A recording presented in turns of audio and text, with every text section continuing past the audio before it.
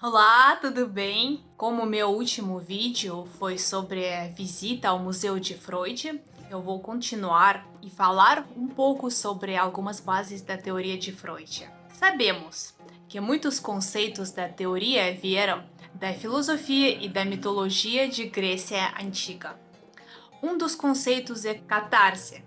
Catarse é o método psicoterapêutico que pode ser entendido como uma descarga dos estados emocionais fortes e de experiências traumáticas acumuladas.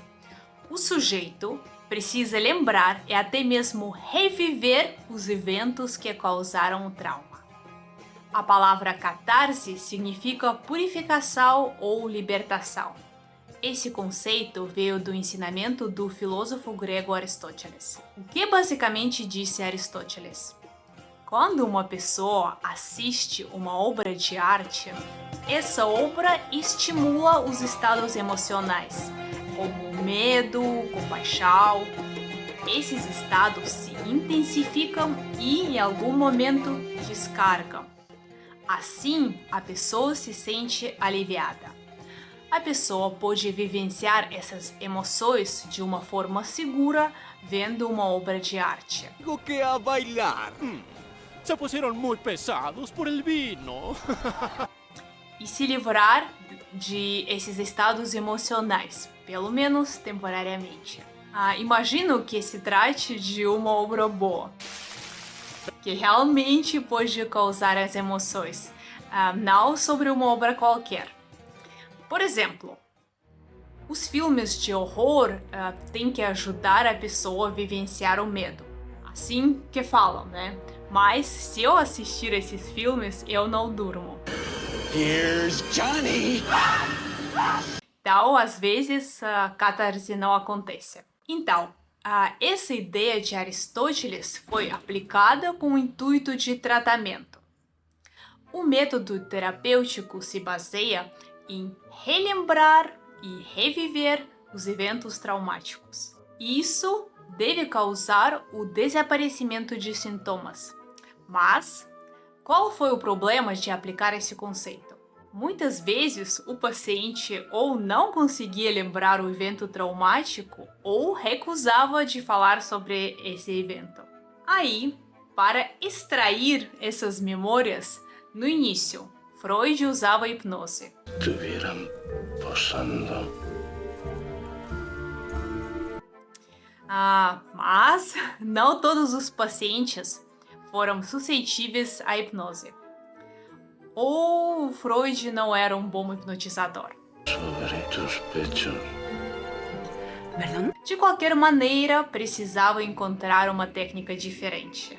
Assim surgiu a técnica que ele nomeou associações livres, que possibilitou conversar com o inconsciente da pessoa, deixando ela em um estado consciente. Freud começou a elaborar essa técnica tratando o caso de Elisabeth von R. Vou aprofundar um pouco sobre esse caso. Elizabeth não é o seu nome real, é um pseudônimo. Porém, o caso é real. Era uma jovem que tinha dores nas pernas e dificuldade para andar. Freud e seu colega suspeitaram que essa dor não tem caráter orgânico, mas, como a gente diria hoje, psicossomático. E que Elizabeth sabe sobre o que causou essas dores. Por isso, para tratar, precisa recriar nas memórias dela. Vamos falar um pouco sobre a família dela. Ela era a filha mais nova, uma criança amada, de uma família bem-sucedida. A mãe dela sempre teve problemas com a saúde e o pai era mais divertido e ela era a filhinha do pai, gostava mais do pai. Estava tudo bem na vida deles, mas em algum momento o pai ficou doente.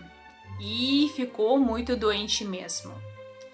Ficava na cama e ela, Elizabeth, cuidava dele o tempo todo, passava perto dele. Isso ela contou. E também ela lembrou que os sintomas começaram a aparecer naquela época, quando o pai ficou doente.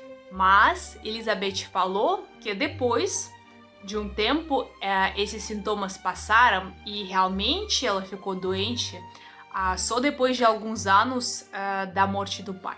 E o que aconteceu depois?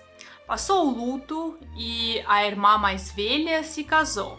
E Elizabeth não deu certo com o cunhado, achou ele arrogante. Quando a irmã do meio se casou, a Elizabeth se deu muito bem com o marido dela. Em um momento, sua mãe passou por uma cirurgia e a família inteira se reuniu na chácara deles.